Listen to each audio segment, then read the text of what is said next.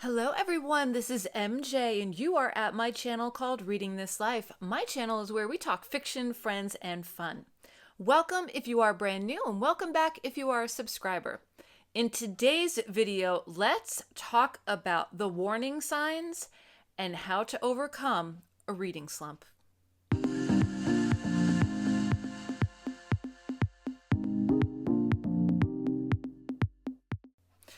Before we get started, we are going to make this fun, and this is going to be educational. So let's get my cheater glasses on, get in teacher mode. Class, come to attention.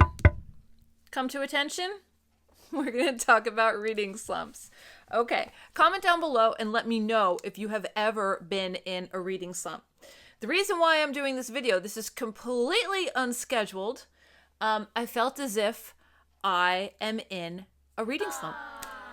So I've read a ton since the beginning of the year and varied all different types of literature. I'm in the Read What You Own challenge, and it's not that, I don't know. I think it might be a level of excitement for me. I told myself this month to stay away, don't get any library holds, don't get anything off of Kindle, just read what I have back here. And I finished my last book yesterday. Yesterday, I finished a book that I started in the fall. And I know what I'm going to read. I know what I'm supposed to read, but it's not calling to me. I don't have that urge to pick it up and sit down and read. I don't have that urge to pick up and read anything right now. And that was a huge red flag for me.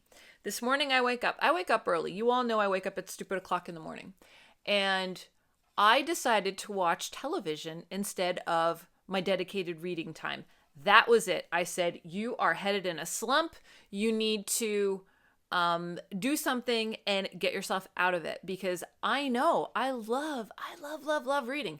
But I think that the constant repetition, the constant engagement with books may have been a bit too much. I've read more in the past 3 months than I've ever read in my entire life, bottom line.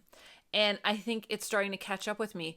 And my relaxed state, where I'm not reading, where I'm not at the gym working out, where I'm just numbing out and watching the news or Bravo or a movie or something like that. I watched my first movie 2 days ago in the afternoon. Had some time off work, snuggled up with the dog. We watched The Road. Fantastic. I finished the book, so that's why I watched it. But it was nice just to get back into that zone, but I don't want to stay in that zone. I want to get back on track with reading. So I'm going to talk to you about warning signs, right, that could happen to other people, as well as how do we shake this off? How do we keep moving forward? Because I guess technically you could say that I'm in that crucial slump time right now as I'm filming this video. So I'm trying to counteract the effects of that by filming this and sharing with you. And hopefully that's going to benefit me as well. Okay, so let's talk about warning signs. Warning signs: when you deviate from the norm, when you deviate from your normal schedule of reading, whatever that may be, when you opt for something else as opposed to reading. For me, that is a major red flag. Boredom. Not getting gripped by what you're reading. Reading a couple pages of something and zoning out and wishing you were reading something else. And then maybe picking up that something else and the same effect happens. So nothing is taking hold. The interest level is extremely low and you're just burned out. You're burned out. Some will say that my problem is that I have too many books to choose from. I don't think so. I'm just very indecisive and I'm moody. So, I can reread something if I wanted to, but right now I really just don't feel like it. All right, warning signs of slump. Not even getting excited over new releases or what other people are reading. That is showing a little bit of disengagement with the community. Procrastinating your reading. Putting it off to do other things. I would rather vacuum, then read a chapter. That is a huge warning sign. And I don't think that's where I'm at, but I'm getting there and I need to stop it. So let's review what we talked about. Class, come to attention.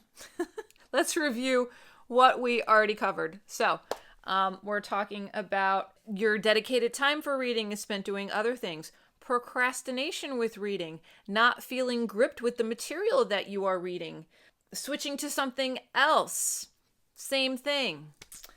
Okay, so let's talk about how to get over the slump. Maybe you actually do need to take a break.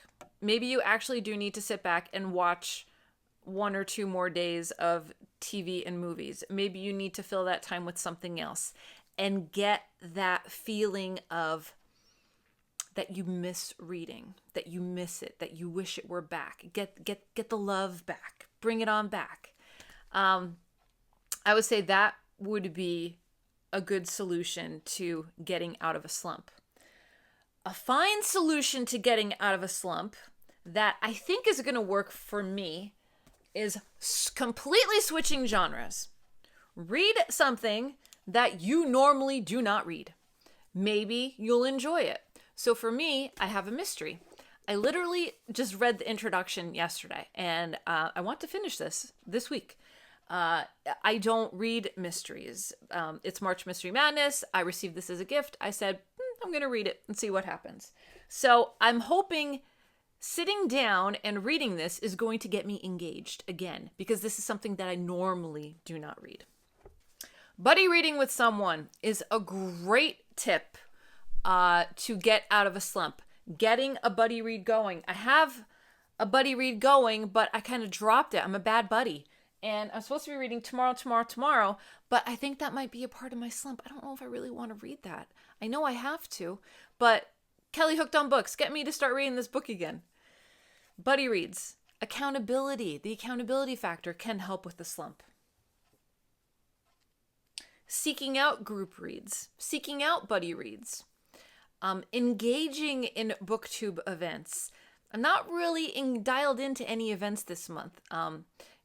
March Mystery Madness is a huge thing, but I'm just doing my little participation bit with just reading one book. Changing up where you read. Do you read in the same place? Switch it up. Switch up from the lounge to the den, from the bed to a chair, from your office to an easy chair. Switch up where you are reading. Also switch up the format you are reading. Don't lose your mind over this. Do not lose your mind over this. But instead of a physical book, find an audiobook. Listen to the audiobook as you're doing some chores. Listen to the audiobook as you're going for a walk. Listen to an audiobook when you're on the treadmill at the gym. Find something different to spark that love back again. Treat yourself, right? Go get that Starbucks, go get that coffee, make yourself something at home, make a good cup of tea, a real cup of tea. Have a little cookie with it. Treat yourself as you are going through this process. You should never feel begrudgingly about books, about reading. Reading should never be a chore unless it is a part of your job and you have to get paid for it. Reading is always supposed to be fun and enjoyable first and foremost. And if it's not, then you need to know the warning signs and how to combat those warning signs. And that's why we're doing this video. So I think those are all the tips that I have. And we're just under 10 minutes. So that is a good video class. Okay, do I still have your attention? Let me know. So let me know in the comment section down below. What do you do specifically to either get out of a reading slump or when you recognize that a reading slump might be coming on? Let me know in the comment section down below. I would be fascinated to find out. Also, another good tip, if you read in silence, maybe put a little low classical music on, lo-fi hip-hop, something instrumental, just to fill the space, maybe to activate a different part of your brain as you're reading. Maybe watch a BookTube video about the book that you're reading to get you hyped up for it. I'm just thinking off the cuff. I hope this video helps someone out there. I think it,